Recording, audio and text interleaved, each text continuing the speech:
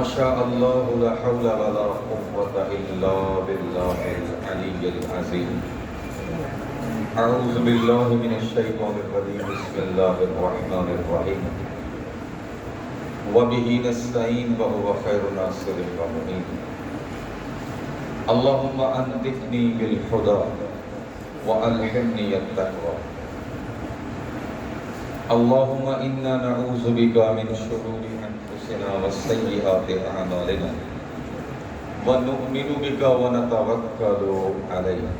الحمد لله وكفى والصلاة والسلام على محمد وآله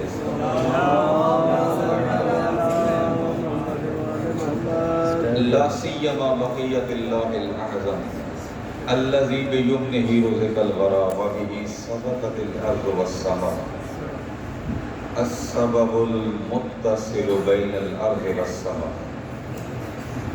اللهم عجل فرجا وسهل مخرجا واكفل ناظرنا بنظرة منا إليه واجعلنا من المستشهدين بين يديه. أما بعد فقد قال الله تعالى في كلامه الحكيم وقوله الحق وهو أصدق القائلين. بسم الله الرحمن الرحيم. ألف لام ميم ذلك الكتاب لا ريب فيه هدى للمتقين. وقال في مقام آخر شهر رمضان الذي أنزل فيه القرآن هدى للناس وبينات من الهدى والفرقان. وقال رسول الله صلى الله عليه وآله وسلم خيركم من تعلم القرآن وعلمه. صلوات پڑھیے.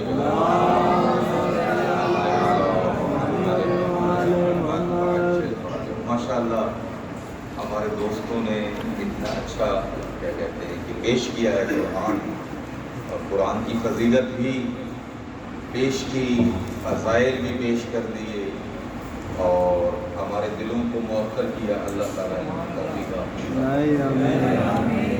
میں بندہ عجیب واقعاً اب دل نہیں تھا، لیکن پھر وہی بات کہ اپنا اس کاپی میں دفتر میں جہاں پر قرآن کے خدمت گزاروں کا نام لکھا جائے، ان کا نام سر فہرست ہو اور ہمارا نام بھی نیچے لکھا ہوا ہو، وگرنہ تو یہ اپنا کام پورا کر چکے ہیں. ٹھیک ہے. اور خدا سلامتی عطا فرمائے حافظ صاحب کو. جتنی فضیلت انہوں نے بیان فرمائی، ممکن ہے کہ یہ تینوں فضیلتیں ایک جگہ پر نہ ملتی. تین فضیلتیں بیان کی ہیں میرے بزرگوار نے. تین فضیلتیں کہ قرآن سنو بھی صحیح، دیکھو بھی صحیح، پڑھو بھی صحیح. ٹھیک ہے. کہ سننے والے سنیں بھی صحیح، پڑھنے والے پڑھیں بھی صحیح، اور کیا کہتے ہیں دیکھنے والے دیکھیں بھی صحیح. جس طرح سے کوئی فیض حاصل کر سکتا ہے، اس قرآن کے فیض سے کوئی محروم نہ رہے.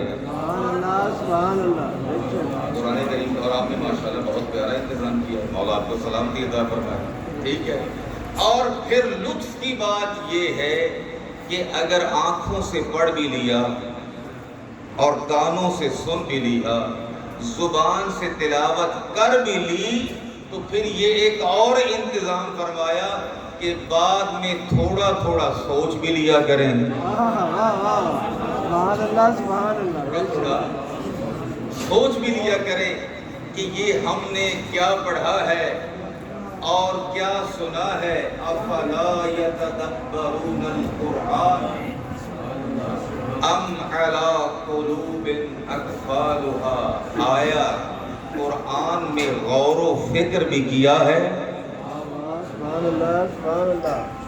البتہ قرآن کریم کو جس کو ہم نے بسم اللہ سے شروع کیا تھا، بحمد اللہ والناس تک آپ سب نے اس کو سنا، اور قرآن یہ پیغام دیتا ہوا نظر آیا میں شروع اس کی رحمت سے ہوا ہوں اور ختم اس کی پناہ پہ ہوا ہوں.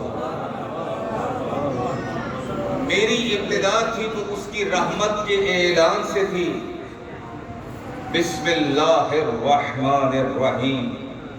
جب اس کے رحمان اور رحیم نام سے شروع کیا تو پھر قرآن نے نسخے دینا شروع کر دیے، قرآن نے ہدایت کا سامان فراہم کرنا شروع کر دیا، قرآن نے اعلان شروع کر دیا کہ اے انسانوں، میں تمہارے لیے ہدایت بن کے آیا ہوں، میں تمہارے لیے فرقان بن کے آیا ہوں، میں تمہارے لیے شفا بن کے آیا ہوں، میں تمہارے لیے نور بن کے آیا ہوں۔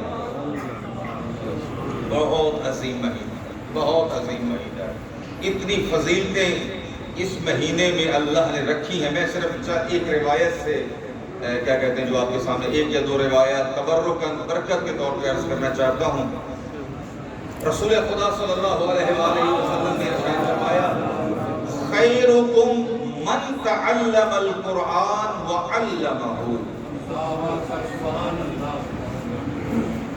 معاشرے کے افراد دیکھیں، معاشرے کے افراد کی گریجویشن دیکھیں، معاشرے کے افراد کی سطح علمی بھی دیکھیں، ان کی مادی ترقی بھی دیکھیں، جتنی بھی ترقیاں دیکھ سکتے ہیں ان کو دیکھیں، اور سامنے بورڈ کے اوپر لکھتے جائیں فلاں نے اتنی ترقی کی ہے، فلاں نے اتنی ترقی کی ہے۔ کسی کے مثلا اتنے مربع ہیں، کسی کی اتنی گاڑیاں ہیں، کسی کا اتنا بینک بیلنس ہے، کسی نے علم میں PhD کی ہے، سارے کام اپنی جگہ پہ۔ لیکن رسول ثقلین جو فرماتے ہیں، میرے دوستوں بزرگوں، زمین و آسمان تبدیل ہو سکتا ہے، رسول کا فرمان تبدیل نہیں ہو سکتا۔ فرمایا خیرکم، سب اچھے ہیں، سب کا کمال ہے، علم میرا دوست کمال ہے، دولت کمال ہے، حسن کمال ہے، سارے کمال اپنی جگہ پہ، لیکن رسول ثقلین یہ ارشاد فرماتے ہیں، جناب حسنین کے نانا یہ فرماتے ہیں، خیرکم من تعلم القرآن وعلمہ۔ تم میں سب سے بہتر وہ ہے، تم میں سب سے بہتر وہ ہے جو قرآن کی تعلیم حاصل کرے، جو کس کی تعلیم حاصل کرے؟ قرآن کی تعلیم حاصل کرے، وعلمہ، اور پھر جو سیکھا ہے قرآن اس کو آگے سکھلائے۔ خیرکم من تعلم القرآن وعلمہ، تم میں سب سے بہترین وہ ہے۔ تو یہاں پر کیوں عرض کرتا ہوں، یہ بہتر کیوں ہوئے؟ بات بڑی واضح ہے، کیونکہ انہوں نے اس کلام کو پڑھا ہے، اس سے بہتر کوئی نہیں ہے۔ انہوں نے اس بات کو پڑھا ہے کہ جس کے بارے میں پھر معصوم ارشاد فرماتے ہیں کہ قرآن کی تمام کلاموں کے اوپر ویسی ہی فضیلت ہے جیسی اللہ کی تمام مخلوق کے اوپر۔ جیسے مخلوق خالق سے آگے نہیں بڑھ سکتی، ویسے کوئی کلام خالق کے کلام کے آگے نہیں جا سکتا۔ اور یوں کیوں نہ عرض کروں، جس کلام کی سب سے پہلے جس ہستی نے اس کے اوپر عمل کیا، اس ہستی کا نام ہے محمد مصطفیٰ۔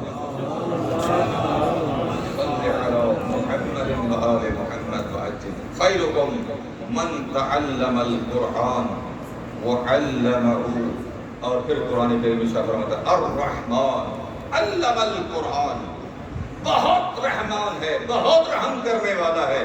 میرے اللہ تیری رحمت کی دلیل کیا ہے؟ فرمایا علم القرآن، کیونکہ اس نے قرآن کی تعلیم دی ہے۔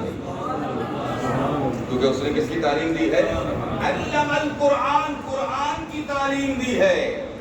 کوئی یہ نہ سوچے کہ رسول سب سے پہلے شاگرد ہیں قرآن کے، بندہ خدا یہ اللہ کا کلام ہے، اور اللہ کا سب سے بہترین جو بندہ ہے وہ محمد مصطفیٰ سے بڑھ کر ہے کون؟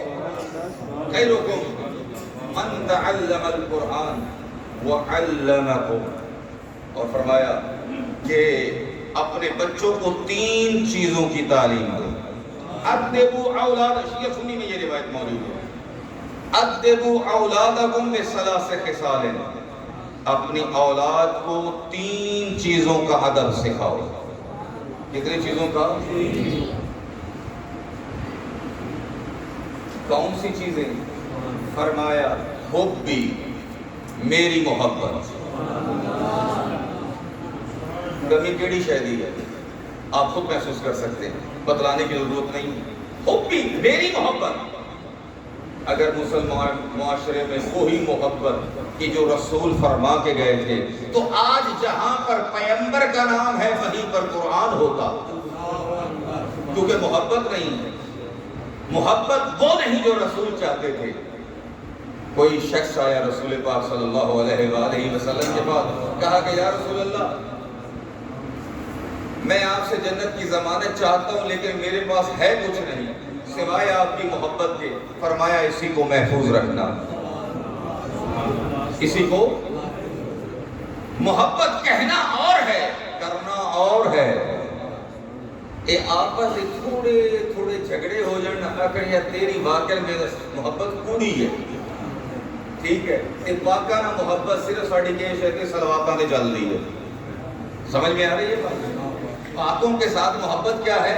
ہم سمجھتے ہیں کہ پارٹی بازی ہم ایسے کریں گے تو پاک ہستیاں خوش ہو جائیں گی، ہم ایسے کریں گے، نہیں، پاک ہستیاں ویسے ہی خوش ہوں گی جیسے ان کا اللہ خوش ہوگا، جیسے ان کا اللہ خوش ہوگا، جیسے قرآن خوش ہوگا۔ حبی و حب اہل بیتی، دوسری چیز جو اپنے بچوں کو سکھلاؤ، فرمایا میرے اہل بیت کی محبت، میرے اہل بیت کی محبت، یہ بنیادیں ہیں اسلام کی۔ اور تیسری چیز وَبِتِلَاوَةِ الْقُرْآنِ، ان کو قرآن کی تلاوت سکھاؤ، ان کو قرآن کی تلاوت۔ جنت کے کتنے درجے ہیں مجھے نہیں پتا، لیکن رسول ثقلین فرماتے ہیں کہ قیامت والے دن جو قاری، جو تلاوت کرنے والا، جو اس کے اوپر عمل کرنے والا ہوگا، فرمایا جائے گا جتنی آیتوں کو تو نے پڑھا ہے اس کے اوپر عمل کیا ہے، ہر آیت پڑھتا جا، جنت کا درجہ کراس کرتا جا۔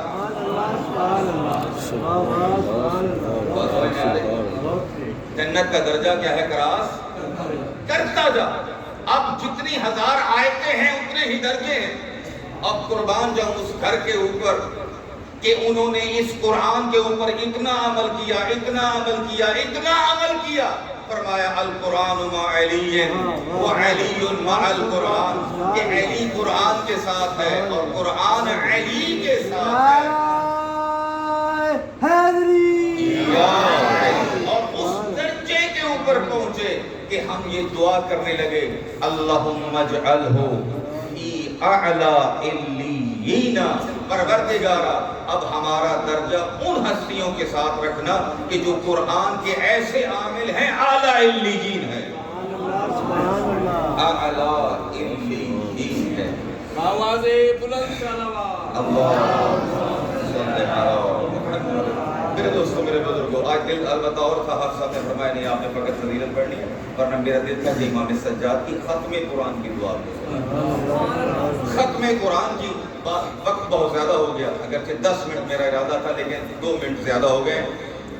میرے دوستوں بزرگوں، اگر یہ کہا جائے کہ معاشرے میں کوئی خرابی نہیں تو میں کہتا ہوں یہ کوئی بھی شخص اس کو ماننے کے لیے تیار ایسے ہی ہے۔ آپ میرے ساتھ متفق ہیں اس بات کے اوپر؟ بلکہ میں یہاں پر نہیں بلکہ پورے مسلمان معاشرے میں اگر یہ کہا جائے کہ مصیبت ہے، مشکل ہے، جیسے کل عرض کیا تھا کام سارے ہو رہے ہیں، کاموں میں مسئلہ نہیں، پھر مشکل کہاں پر؟ کل ایک بات عرض کی تھی، آج پھر عرض کرتا ہوں، پھر مشکل کہاں پہ؟ آئیے خود قرآن سے نہ پوچھیں، شیعہ سنی تمام لوگوں کے لیے اس میں کسی کی کوئی تفریق نہیں ہے۔ اور یہ آیت بڑے بزرگوں سے، آیت اللہ حافظ ریاض النجوی صاحب، رہبر معظم، یہ تمام جو بزرگان ہیں اسی آیت کی طرف اشارہ کرتے ہیں۔ ہر نبی نے اپنے اپنے قوم کی شکایت کی ہے۔ حضرت لوط نے اپنی قوم کی شکایت کی جو ان کی مسئلہ تھا، حضرت شعیب نے اپنی قوم کی، حضرت صالح نے اپنی قوم کی۔ پیغمبر خدا کو بھی اپنی امت سے کوئی شکایت ہے؟ دیکھو سورۃ فرقان اور آیت نمبر 36 ہے ظاہر، اشتباہ نہیں، 30 آیت نمبر 30. رسول خدا کی شکایت سننے والی.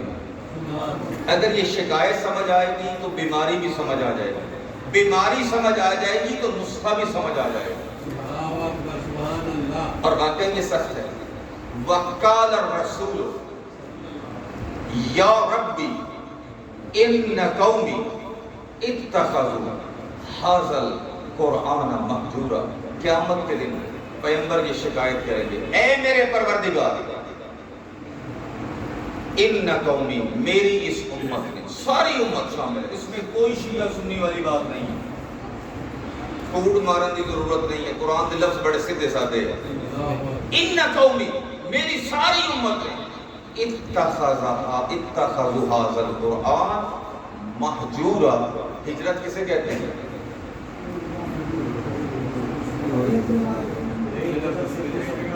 اگر کہروڑ پکے سے محل سے ہجرت کریں تو آپ کہروڑ پکے کے نزدیک ہوں گے یا دور ہوں گے؟